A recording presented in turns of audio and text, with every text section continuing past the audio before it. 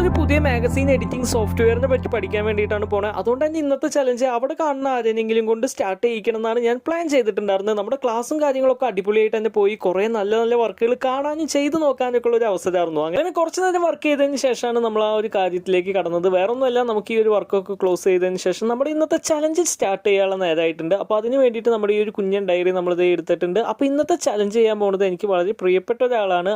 ആള് നല്ല തിരക്കിലായിരുന്നു വെച്ചെങ്കിലും നമ്മുടെ ഈ ഒരു കാര്യത്തെ പറ്റിയിട്ടൊക്കെ നമ്മൾ പറഞ്ഞപ്പോൾ നമുക്ക് വേണ്ടിയിട്ട് സിമ്പിൾ ആയിട്ടുള്ള ഒരു സ്ക്രിബിൾ വരച്ചു തരാമെന്ന് പറഞ്ഞിട്ടുണ്ട്.